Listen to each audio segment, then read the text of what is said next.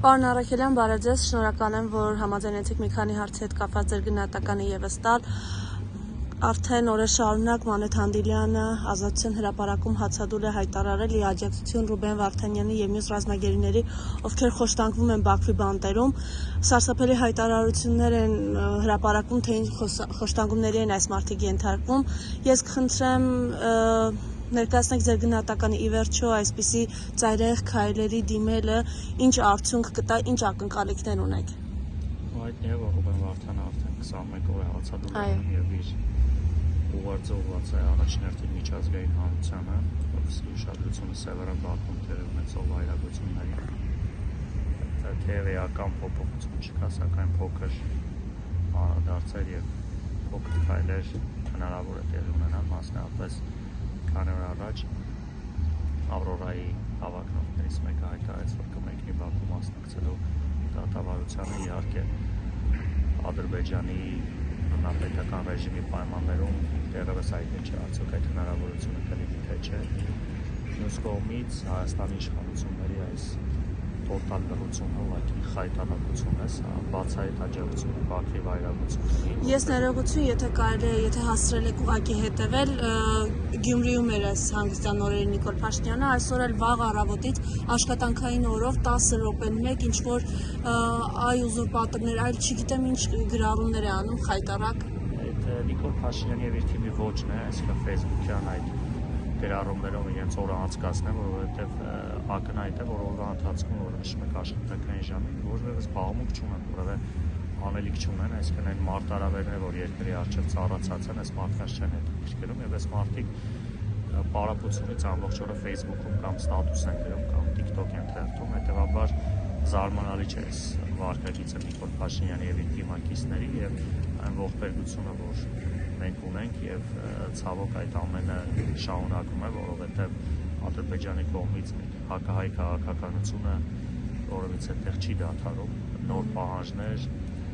նոր խնդիրներ, միակ լուծումը այս իշխանության օր առաջի առածումն է, սրանք այս հարցերի շուրջ որովհետեւ անելիք չունեն, ուղղակի անիմաստ է ինչ-որ պատրանքներ ունենալ, որ Նիկոլ Փաշինյանը եւ իր թիմը գերիների հարցով կարող է զբաղվել, իրենց ընդհանրապես իրենց իշխանության պահպանումն է պետք, մարդիկ Արցախ են հանձնել, որ մնաց մի քանի տասնյակ մարդկանց ճակատագրի մասին մտածել, դրա մասին մենք չենք մտածում։ Միայն Նիկոլ Փաշինյանի հեռացումից հետո է հնարավոր նորմալ իշխանություն ունենալու պարագայում ինչ-որ քայլեր ձեռնարկել, բայց հաշվի առնելով, որ այս պահին մեր գերիները ծանր վիճակում են, մեր ջանքերը ուղղված են միջազգային հանրությանը փորձել նաև այդ լռությունից դուրս բերել եւ ինչ-որ քայլեր անել։ Իր վերջին աուդիո ուղերձում Ռուբեն Վարդանյանը շատ հստակ նշել էր, եթե մեզ թվում է, որ այնտեղ քննվում է ընդամենը մի քանի տասնյակ հայերի դատապարտման հարցը, ապա սխալվում ենք եւ դա է մեր մեծ ողբերգությունը։ Ես կխնդրեմ այդ աուդիո հաղորդագրությանը անդրադառնալ։ Ակնհայտ է, որ պարոն Վարդանյանի այդ խոսքը ոչ միայն էմոցիոնալ է եւ նաեւ հայրենասիրությունից դրսևորված տղնակ հիմքեր կան, որովհետեւ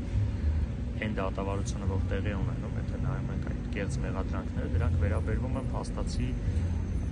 Արցախյան առաջին, երկրորդ պատերազմներին, որում դեռ հատկանշական է, որ նույնիսկ 20 թվականի Տավուշյան դեպքերն են Արցախի ռազմական ղեկավարության ուղղված մեղադրանքներ, բայց մյուս կողմից Ադրբեջանի դատախազությունը իր ներկայացված նյութերում մի քանի անգամ նաև շեշտադրել է, որ այս ամենը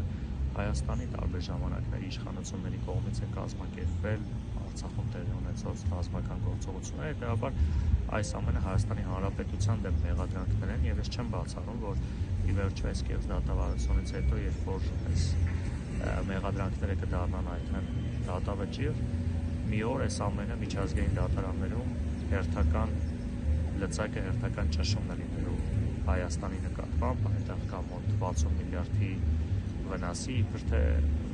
վերաբերյալ մեղադրանք, հետեւաբար սա ոչ թե այս մարդկանց է վերաբերում, այլ այո վերաբերում է Հայաստանի Հանրապետությանը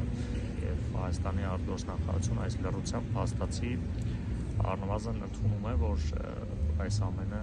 իրականություն է եւ սա նույնպես խայտառակություն է, սա մեր հեղինակության մասին է պետության, մյուս կողմից սա նաեւ հայ ժողովրդի արժանապատվության հարցն է, որ պարոն Վարդանը իր ուղերձում նշում է, որ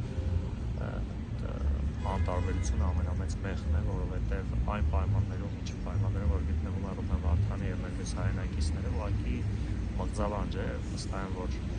մոլորակում ամենավատ տեղը ցանկացած հայի համար Բաքվի բանն է, հետևաբար եթե պարոն Վարդյանը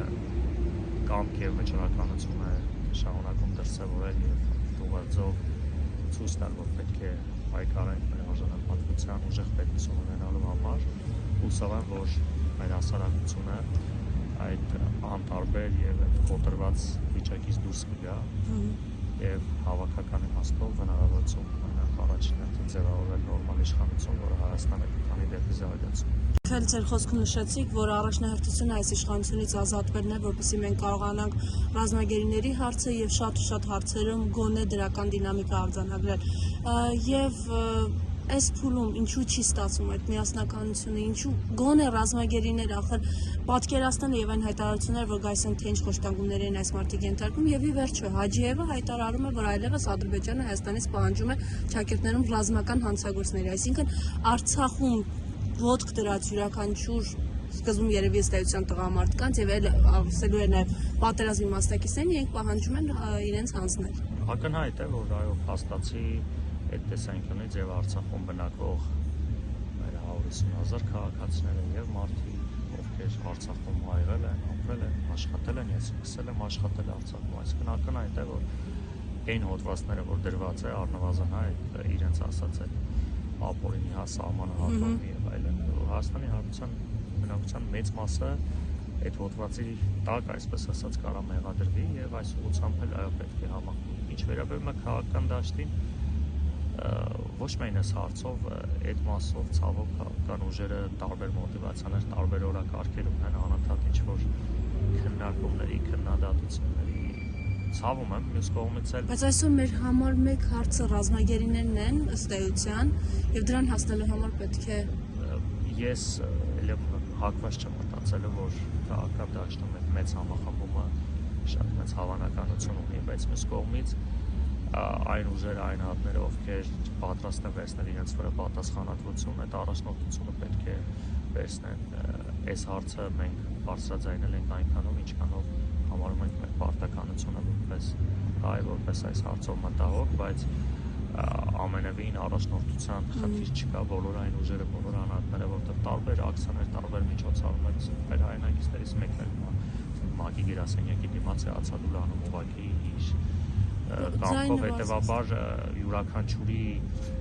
քայլերը ի վերջո կբերի համախմբման եւ կոորդինացման, բայց ակնհայտ է, որ տեսնում ենք, որ այս 10 օր է այս հարցը գոնե հանրության համար դարձել է թիվ 1 օրակարգ, անընդհատ խոսում են առանց ինչ-որ համակարգման, առանց կազմակերպման, այսինքն այն, որ հայ հասարակությունը այս հարցով ցավում է, ակնհայտ է, հիմա պետք է նաև քաղաքական եւ հանրային անհատներն էլ որոշակի առաջնորդություն վերցնեն այս գործընթացի եւ ես վստահ եմ, որ դեպի դրական տեղաշարժ կլինի։ Տեսեք, այլևս Ադրբեջանը գնում է իր երկրի ներսում ՄԱԿ-ի, Կարմիր խաչի գրասենյակների փակմանը, սա մեկ այլ փակուղի է մեզ ստանում, հաշվի առնելով, որ թերևս այս կառույցներն էին գոնե քիչ թե շատ, որքան հնարավոր է այնտեղ այս հարցի հետ կապված որոշակի քայլեր ձեռնարկողները, բայց այս մասը Ադրբեջանի բռնապետական վարքագիծը նոր չէ եւ այս սրանք էլ նաև միջազգային հանրության նկատմամբ է արհամարհանք, այսինքն Ալիևյան ռեժիմը թքած ունի միջազգային պայմանագրերի, միջազգային նորմերի, ՄԱԿ-ի պարտականությունը։ Սրանով միջազգային հանրությանը ցույց է տալիս, որ ես ինչ ուզում եմ անեմ եւ միայն միջազգային հանրության հստակ քայլերը, հստակ պատժամիջոցները կարող են Ալիևյան ռեժիմի վարքագծում փոփոխություն բերել։ Եվ այսպես, եթե ամփոփենք մեր զրույցը, իշխանության ներկայացուցիչները անթափույց իրենց վերաբերմունքը ցույց են տալիս։ Անդրանիկ Քոչարյանը բաց հայտարարում է, որ այս մարդիկ չպետք է գերության մեջ հայտնվեին, դա վտանգ է Հայաստանի Հանրապետության համար։ Ալեն Սիմոնյանը խոսում է այն մասին, դե մենք է պիտի մի բան ունենանք առաջարկել, որ գերիների փոխանակումը տեղի ունենա։ Ես խնդրեմ այս մասով իրենց վարքագիծը գնահատեք։ Նման մարդկանց մեկնաբանելու կարիք չկա, այդ մարդիկ Հայաստանի Հանրապետությունում Ադրբեջանի խոսնակներն են առնվազն, եթե ոչ չեմ բացառում, նաև հավակնում եմ վերջում Ադրբեջանի դեսպան դառնան Հայաստանում։ Այդ ուղղությամբ այս առաջարկում ընդհանրապես